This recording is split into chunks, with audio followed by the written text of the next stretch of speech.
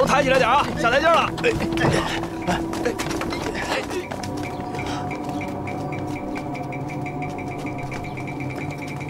哎，快看呐，就在那儿，二爷他们的轿子上了官道了。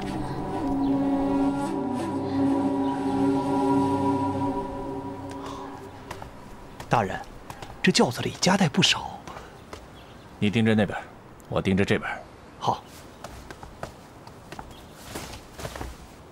走。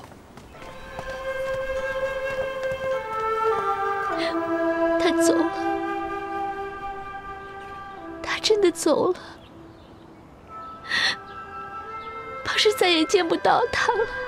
你瞧你，还不许我说，自个儿全露了相。七姐姐。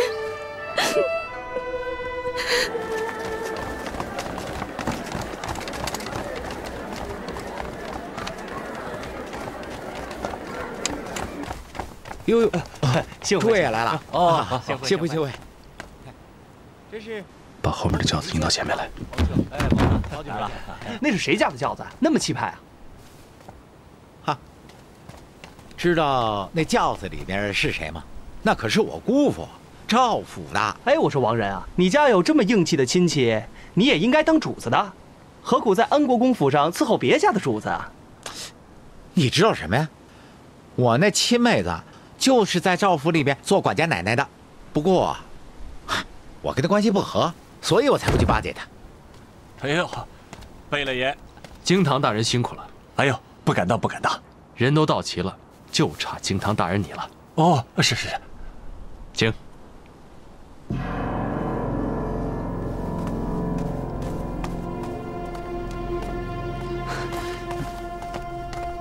哎，贝勒爷，七姐姐和武林妹妹他们没来啊。赵大人，贝勒爷，事不宜迟，这里的事情就交给我吧。好，赵大人请。爹，钱二爷请。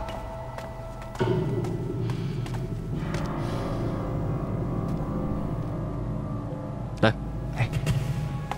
这两顶轿子抬到西花厅那边去，人放下去，轿子再抬回来，明白了吗？是。抬起来，抬起来，跟我走。嘿，哎呀，还真是啊，看人家的排场，嘿，真是气派。是，大户人家。看那轿子沉的，那里边肯定还有人呢。哎，王仁，你在这儿瞎叨咕什么呢？哦，两位兄台，我还有点私事急着要处理一下啊。我家主人一时走不了，轿子还在那边，烦请二位兄台照看一下。改日我一定请两位兄台吃饭。哎，客气，多谢啊！哎，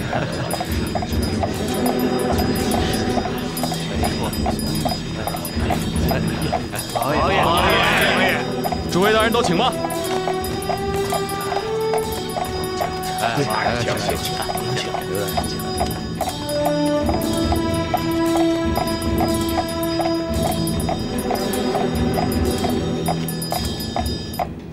太太，先在这里将就一时，等贝勒爷那边的事情完了，他就过来，好吧？薛姐姐，先在这里暂且歇歇吧。这会儿王府里头正乱着，等那边消停了，就到我家去。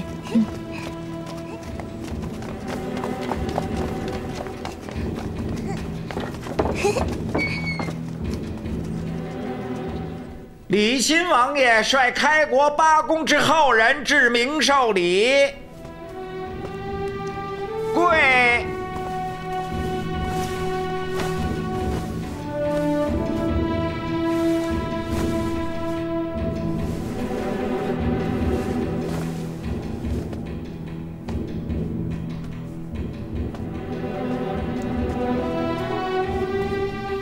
把门关好，走。是。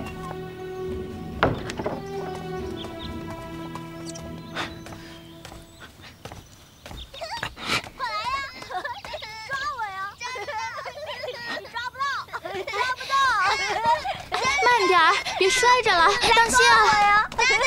抓我呀！嘿，我在这儿。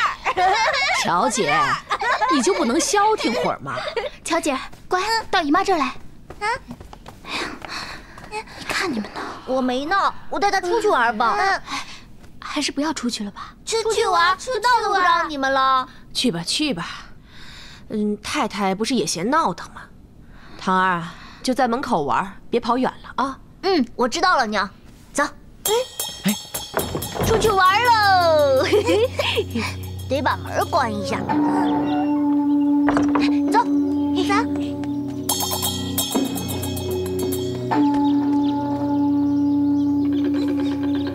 跳房子。皇上驾到！万岁！万岁！万岁！平身。谢皇上。谢皇上。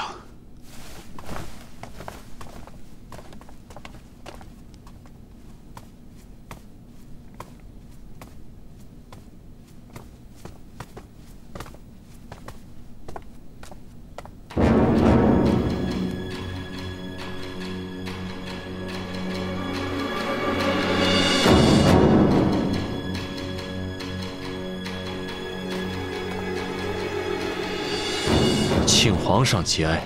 请皇上节哀。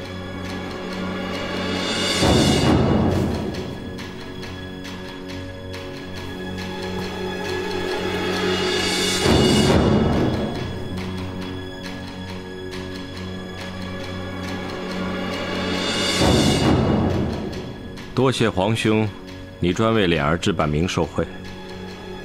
朕要跟你说说话，就咱们两个。陈儿，请大家到后院看戏歇息。是阿玛。诸位王爷，诸位大人，请跟我来。请。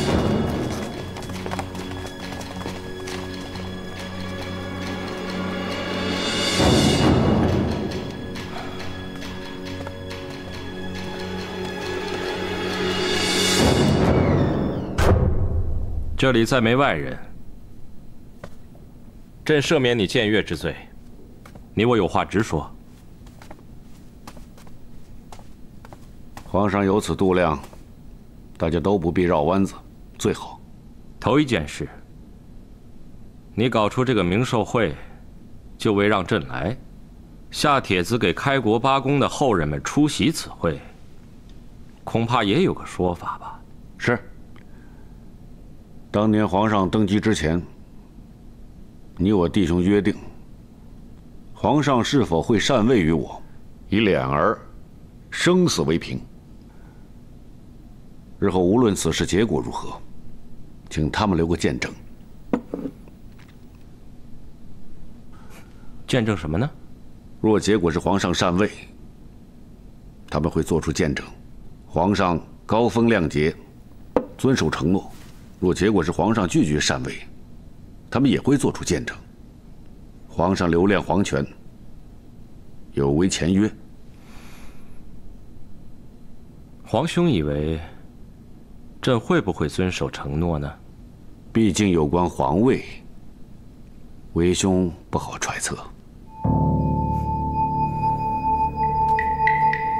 在朕看来，脸儿死了这件事会衍生出两个故事。一是皇兄愿意看到的，它是个承诺的故事。我会按照登基前的约定，在1年之内，把皇位禅让给你。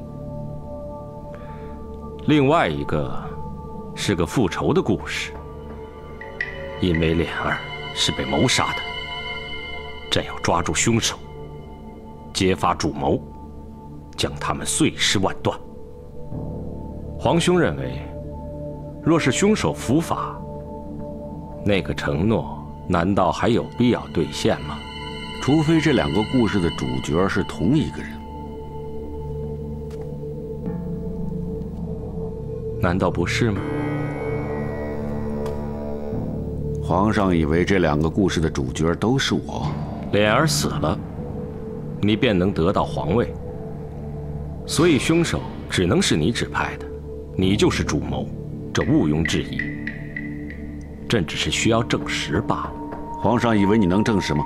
很快便会水落石出。五都大刑之下，石头都会招供，朕不会冤枉好人。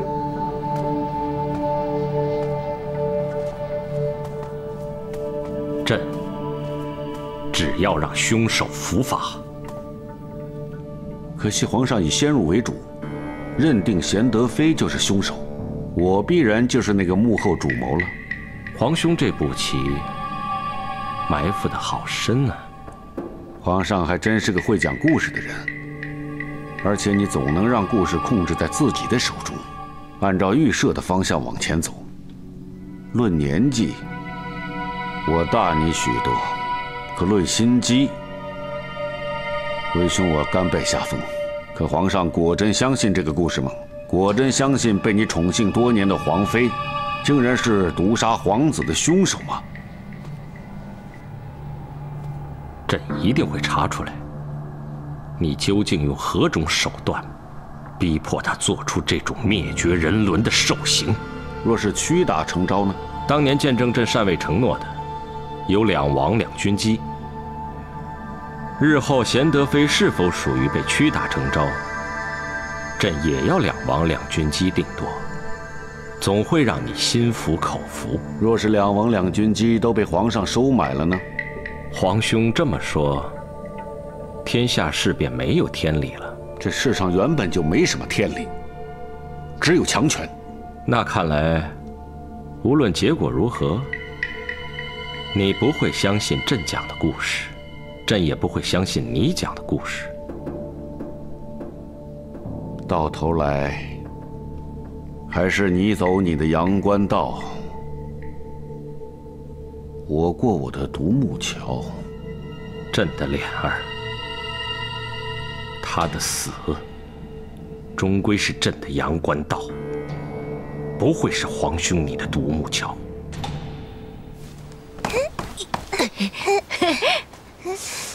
哎呦，哎呦，我肚子疼，我得去拉屎。乔姐，你在这等我，别乱跑啊！别乱跑，等我，等我回来。快点回来！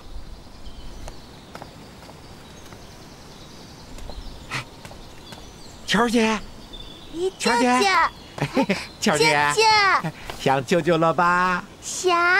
我娘还说呢，你那狠心的舅舅也不说来看看乔姐。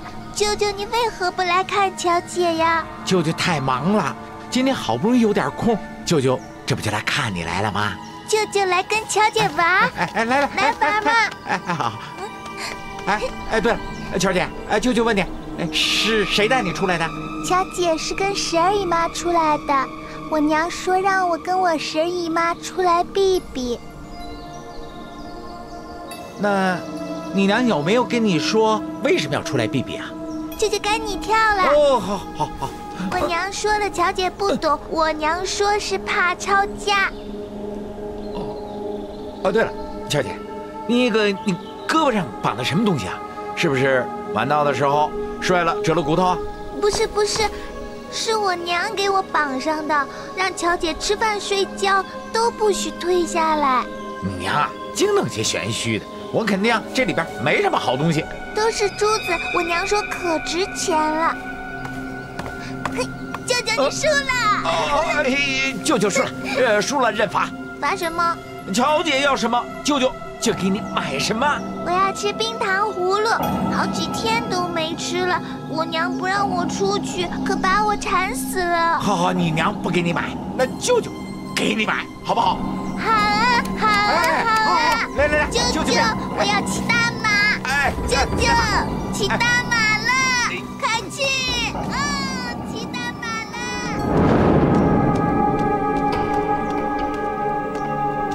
乔姐，乔姐，乔姐你在哪儿？乔姐，哎，乔姐，乔姐你在哪儿？我抓到你了！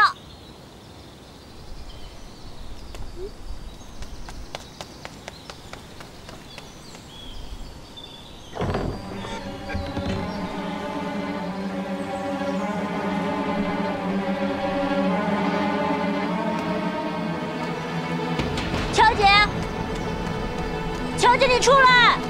皇上驾到！万岁！众卿平身。谢皇上。皇兄啊，这园林很雅致啊。谢皇上夸奖。许多景致尚未命名，回头奴才去请一些名士来。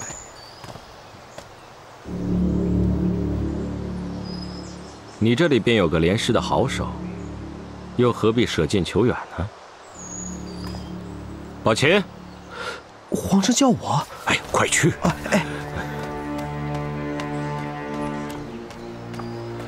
皇上，请皇上节哀。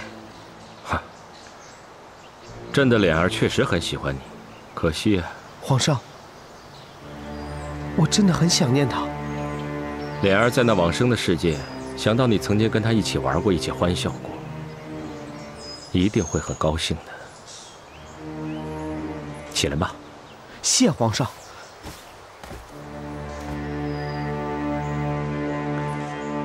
就是这儿吧，这里你来提一个联额。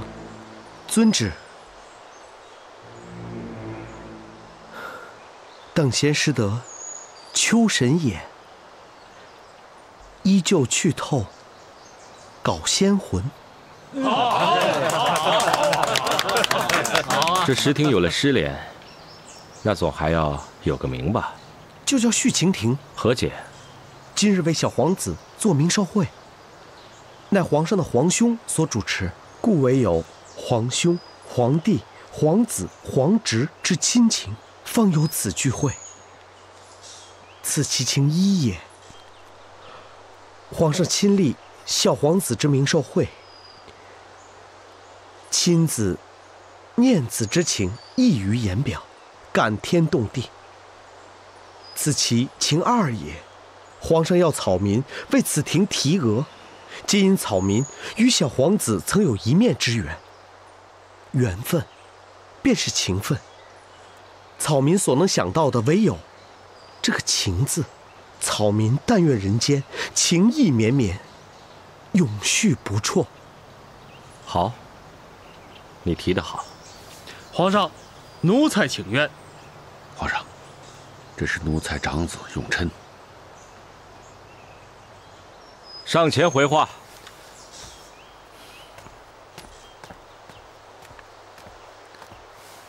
皇上，父王今日便请开国八公后人前来为小皇子做明寿会。此前，府公府已奉圣谕查封，故府公府之后人前来参加明寿会，乃奴才担保，且由京堂大人赵石飞亲自督理，使其与会之后必得即刻返还。然方才宝琴连诗题额，真情荡漾，感人至深。奴才以为只有请宝琴留下来，亲奉墨宝，题写诗额，以致纪念。此番聚会方才算得圆满。此一心愿，奴才还望皇上天择恩准。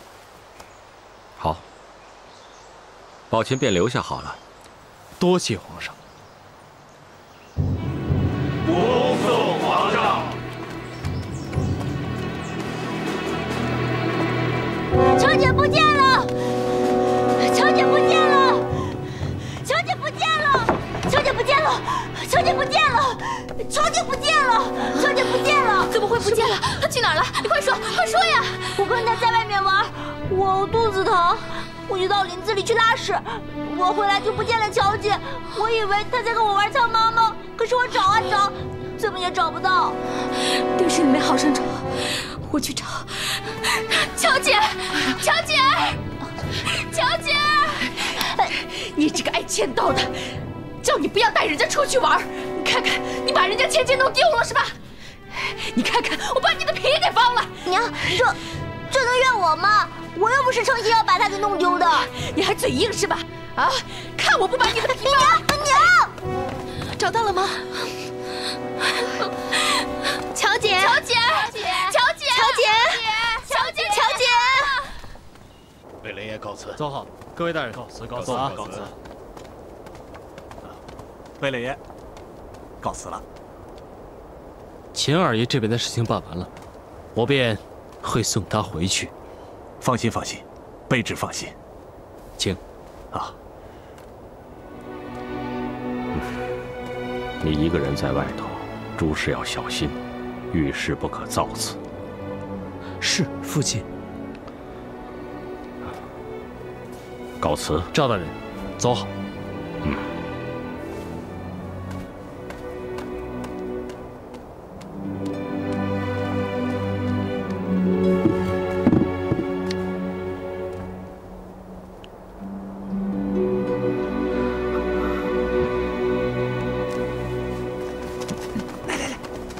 舅舅，我还要吃，我吃完了。哦，还要吃啊？好好，舅舅再给你拿啊。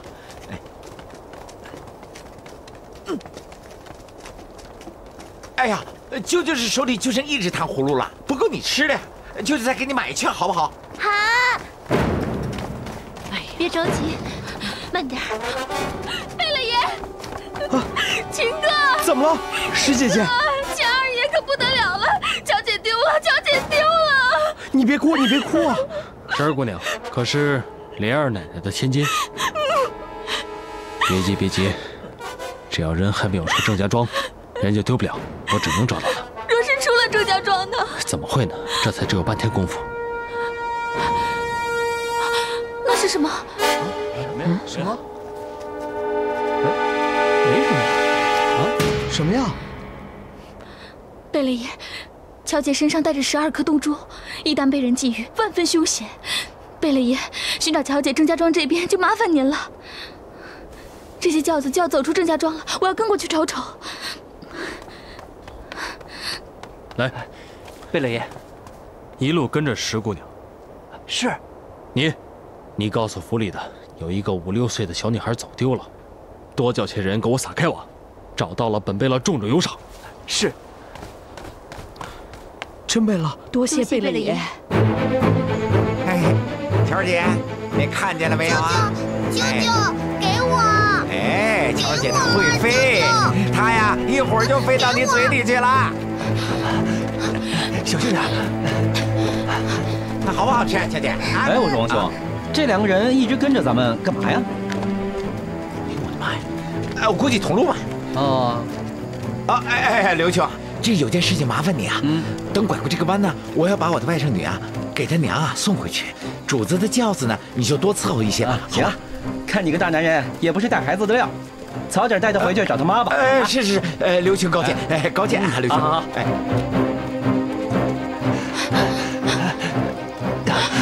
石姑娘，歇歇吧。不，再紧走几步，咱们就跟上了。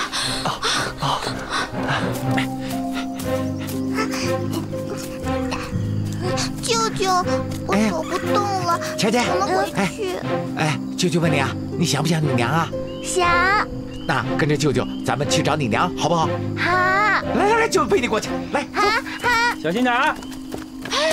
哎，请问小哥，请问冰糖葫芦可是小哥的啊？我有那么馋吗？这是我们家管事啊，给个孩子买来吃的。哎，小哥，你家管事贵姓啊？姓王啊，叫王仁。王仁。哎，我说这位姑娘，你急急火火的一直跟着咱们，就为问这个？他可带着一个5、6岁的小姑娘，这冰糖葫芦就好哄骗他跟着他走的。哎，对呀，哎，不对，他是带一个小姑娘，这不假。可他不是骗的，他说他是那姑娘的舅舅，那姑娘也是喊他舅舅的。他们去哪儿了？哎，看不到了。他带那姑娘去找他亲娘，他也该这么做。这根糖葫芦能哄他多一会儿啊？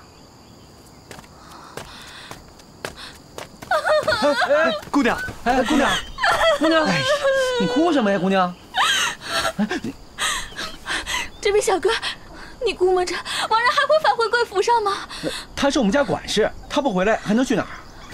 那我跟着你去贵府等他，我求求你了。那你跟着我去看看吧。走。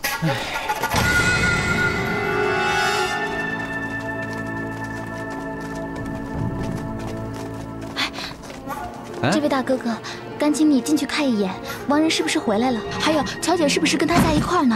好，好，你先等着，我进去看一眼，然后呢就回来告诉你啊。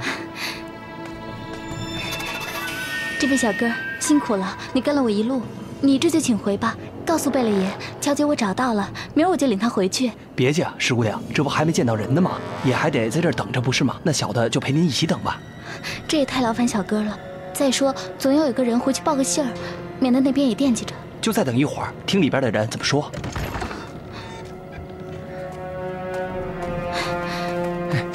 石姑娘，王仁没回来，也没人知道他去哪儿了。不过他会回来的，他在这儿有一份不错的差事啊。他若是不回来，你说他这口饭上哪儿吃去？那我只有等他了。这位小哥，贵府上可有个犄角旮旯的，能容我待上一晚上？地儿倒是有，可都是咱们这些下人待的。小的看姑娘的身份，怕是姑娘吃不了这苦啊。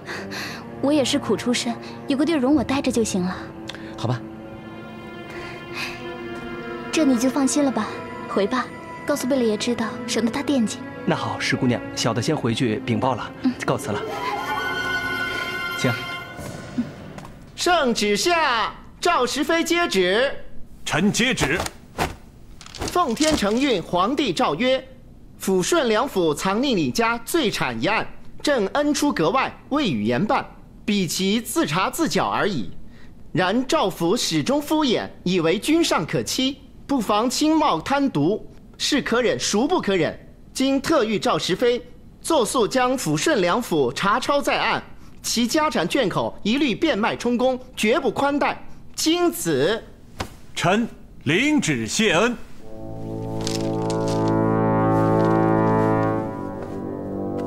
哎，公公留步。怎么？请教公公，皇上圣谕查抄赵府，竟然连夜颁旨，非同寻常。敢问公公，这里头可有什么因由啊？因由啊，请金堂大人自去问皇上好了。哎，公公，金堂大人，上午皇上刚刚去了礼亲王府，听金堂大人说，皇上对赵家的恩情丝毫未减啊。可这晚上便下了查抄赵家的谕命，这对金堂大人来说，恐怕还真是有点儿迅雷不及掩耳。续晴亭，秦二爷为李王府的亭子提了“续晴亭”3个字，皇上大加赞赏啊。如今竟骤然下了这查抄的谕命，这可真是出尔反尔啊！来人啊！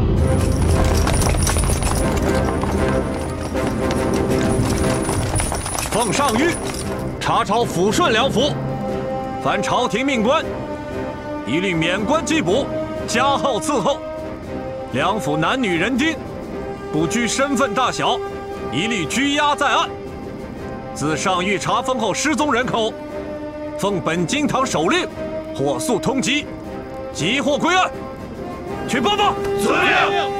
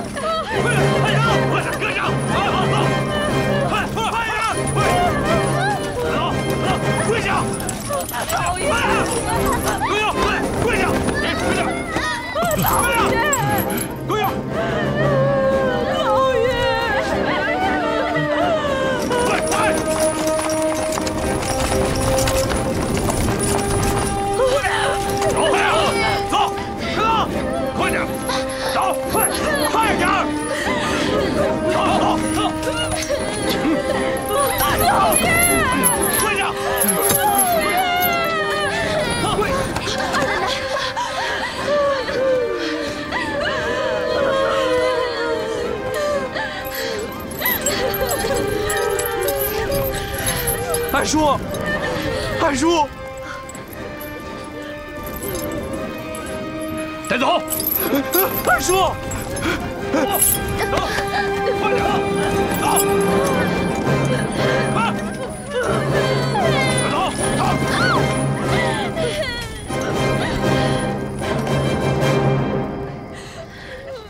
恩师，上谕皇皇，学生我再不能关照你了。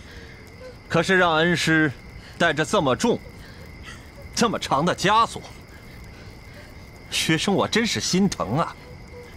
我教你个法子，它能让你不再那么难受。你看啊，这长枷的前脸很长，只要它这一头能杵到地面上，恩师的身上就能轻省很多。可是要他能够杵到这地面上，恩师就不能这么站着，你得跪着。您说是不是啊，恩师？你想要我跪你？风水轮流转嘛，也该着恩师向学生我下跪了。你休想！认命吧，恩师。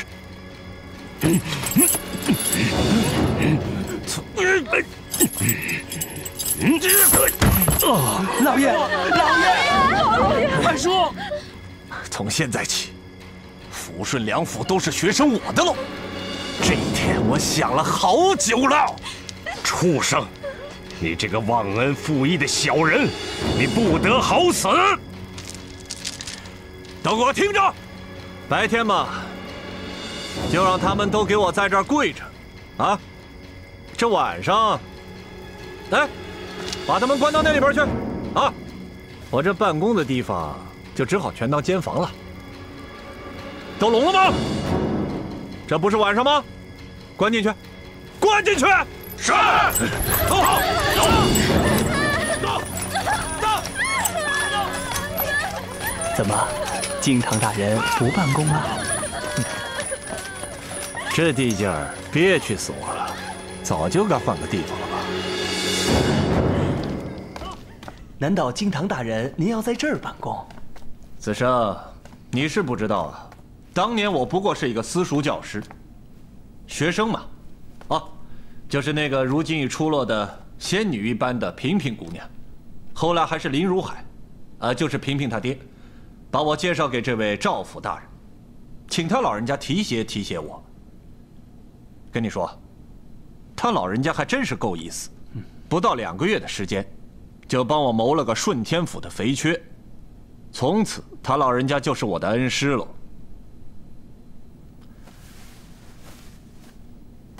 我是死也不会忘记的。恩师头一次接见我，就是在这儿，这孟坡斋，我恩师的书房。知道我当时最想要的是什么吗？要个官儿当呗。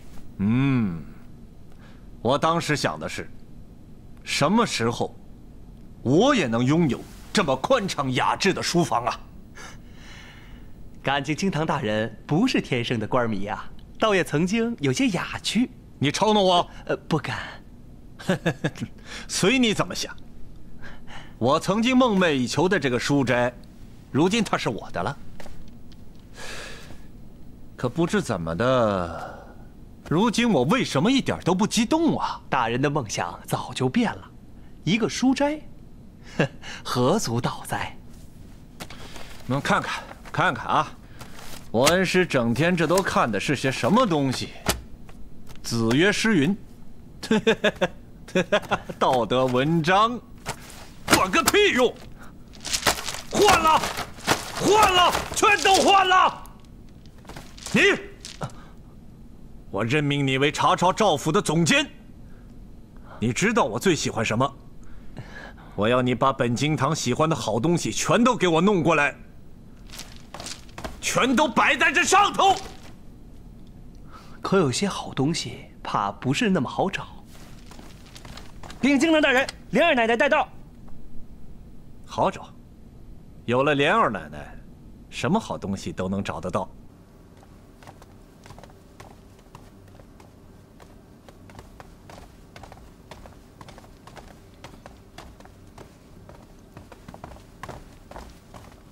来人，在。明日所有赵家眷口要全部登记入册，准备发卖，不得有误。遵命。哟，这不是莲二奶奶吗？啊，失礼失礼。金堂大人客气了。哎呦，让本官跟莲二奶奶怎么说才好呢？我这着急着将府上的卷口给变卖了，这也是迫不得已而为之啊。莲二奶奶是不知道啊，皇上查抄贵府，首先是要追缴那笔李家罪产。可赵府也罢，顺府也罢，在今日查抄之前嘛，这也查封了有些日子了。本官承认，我的属下全都是些废物，芝麻绿豆查封了一大堆，真金白银却是少之又少，这不能够啊！哼，可本官知道，从账面上看，贵府好像早就入不敷出了。可本官知道，这账面上的东西，那是信不得的。再说了，这账目都是哪个做出来的？莲二奶奶嘛。莲二奶奶是何许人？也能让贵府的财富，让外人从账面上看出来？也太小瞧莲二奶奶了吧！所以本官今天特意要向莲二奶奶请教，请莲二奶奶把那放置真金白银的地界列为指点一二，让本官查抄出点真货，也好向当今的皇上交差啊！金堂大人，你真以为赵家宁可把家产藏掖起来，也不愿意偿还皇上追缴的罪产？这可就难说了。若是本官嘛，假如那笔罪产上缴也是个死，不上缴也是死，那又何必上缴呢？干脆留下些真金白银，也还算是个退路嘛。金堂大人真是好精明，可你知道，我家老爷是个死脑筋。知道，我知道。这要是我恩师嘛，我连问都不会问，他说一是一，说实就是实，他绝不会做假账。可莲二奶奶，那可就不一样喽。谁要是跟我说，莲二奶奶也是个不做假账的，打死我都不相信。再说了，贵府的账目从来也不在老爷太太手里，不都是在莲二奶奶的掌握之下？所以我觉得，在莲二奶奶的手里，应该有2本账。金堂大人真是抬举我。实话跟你说吧，别说是假账，就连真账我都不做。胡说！哟，金堂大人不知道啊，我是个不识字的。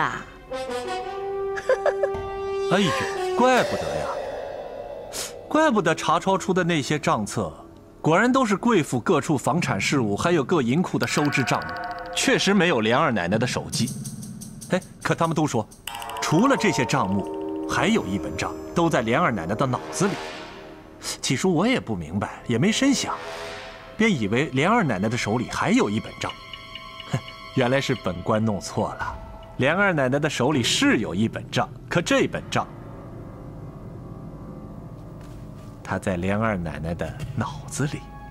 金堂大人，其实我脑子里的账目啊，那和金堂大人查出来的是完全一样。